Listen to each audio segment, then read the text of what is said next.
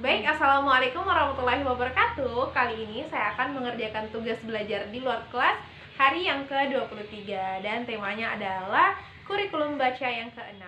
Nah, di sini terdapat dua pertanyaan. Yang pertama mengenai tahap awal dan yang kedua adalah mengenai HS AIUEO. Nah, yang pertama mengenai tahap awal. Pertanyaan pertama, apa pengertian dari tahap awal? Tahap awal adalah tahap di mana motivator sudah memperlihatkan simbol huruf, kata, ataupun kalimat menggunakan modul baca yang telah disediakan oleh Bimba. Dan modul ini adalah modul yang sudah disusun secara sistematis, bertahap, dan juga mudah dipahami oleh anak. Nah, yang kedua, apa pengertian dari huruf simbol? Jadi, huruf simbol adalah huruf yang ketika kita perkenalkan kepada anak, kita sudah memperlihatkan bentuk ataupun simbolnya. Nah, yang ketiga, tahap awal disebut juga dengan tahap apa? Jadi, tahap awal disebut juga dengan tahap simbol. Yang keempat, apa tujuan adanya tahap awal? Nah, tujuan adanya tahap awal ini adalah agar menumbuhkan minat anak atau ketertarikan anak untuk membaca. Ya, seperti itu. Kemudian, pertanyaan kelima, materi apa yang termasuk dalam tahap awal? Nah, pada tahap awal ini ada beberapa materi. Mulai dari HSAIUEO, B1A, B1B, B1C, B1D, B1E, B1F, B1G, B1H, dan B2, B3, dan seterusnya sampai B12. Ya, seperti itu. Kemudian yang keenam, bagaimana cara penyampaian motivator dalam tahap awal? Baik, dengan cara mengenalkan huruf simbol melalui kata yang dibaca pada modul Bimba AIUEO, dan juga kita melakukan proses latihan membaca. Nah, untuk pertanyaan selanjutnya mengenai HSAIUEO. Nah, pertanyaan pertama, apa pengertian dari HSAIUEO? Jadi, HSAIUEO adalah singkatan dari huruf simbol AIUEO, yang mana kita memperkenalkan simbol huruf tersebut. Yang kedua, apa syarat sebelum mengenalkan HSAIUEO? Nah, syaratnya adalah anak sudah terampil menyebutkan huruf AIUEO, atau yang sebelumnya adalah tahapan hafi AIUEO. Pertanyaan ketiga, apa tujuan utama dan tujuan khusus dari HSAIUEO? Nah, tujuan utamanya adalah agar anak tertarik melakukan kegiatan bermain huruf simbol AIUEO. Nah, untuk tujuan khususnya adalah agar anak terampil mengenal huruf AIUEO. Nah, yang keempat, bagaimana cara motivator menyampaikan HSAIUEO?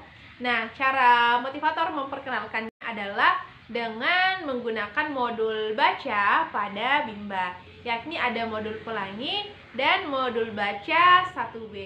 Nah, pada modul pelangi di situ terdapat huruf A, I, U, E, O, dan tugas dari motivator adalah memperkenalkan huruf O terlebih dahulu, karena anak lebih mudah dan cepat menghafalkan huruf yang paling terakhir kita sebutkan.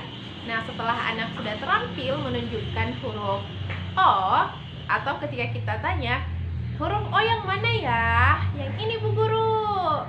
Nah, ketika anak sudah tahu, barulah kita beralih ke huruf A.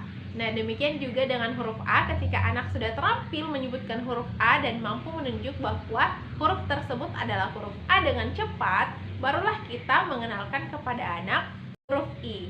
Begitu juga huruf I, ketika anak sudah terampil, baru kita melangkah ke huruf U. Setelah terampil, kita beralih kepada huruf E. Nah, selain di modul, kita juga bisa memberikan proses latihan, dan itu juga terdapat pada Yel Bimba. Nah, reviewnya seperti ini. Bimba, A, I, U, E, O. A, I, U, E, O. Oke. Nah, selain modul pelangi dan juga Yel Bimba, juga terdapat modul tulis 1B, dan modulnya seperti ini. Kita bisa lihat. Nah, kita perkenalkan kepada anak. Yuk kakak, lihat sini. Ini hurufnya A, I, U, E, O. A, I, U, E, O. Nah, seperti itu. Kemudian pertanyaan selanjutnya, bagaimana cara motivator mengevaluasi HS A-I-U-E-O. Nah, caranya adalah dengan kita melihat sikap ataupun ekspresi anak ketika dia senang, maka tujuan utama kita tercapai. Nah, untuk tujuan khususnya, cara mengevaluasinya adalah dengan menanyakan kepada anak huruf tersebut dan kita tunjuk seperti ini. Kakak, ini huruf apa ya? A. Nah, ketika anak menjawabnya dengan cepat, maka tujuan kita untuk tujuan khususnya tercapai. Yang terakhir adalah apa tahap selanjutnya setelah HSAIUEO. Nah, tahap selanjutnya adalah B1A. Namun ada beberapa syarat yang harus kita lihat ataupun harus terpenuhi, yakni materi D4HVK dan materi HVBDG KMPSY juga sudah tercapai. Nah, sekian video tugas belajar di luar kelas hari yang ke-23. Kurang dan lebihnya mohon dimaafkan. Billahi taufiq wal hidayah. Wassalamualaikum warahmatullahi wabarakatuh. Dan tak lupa salam bimba. Tetap semangat dan terus belajar. Terima kasih.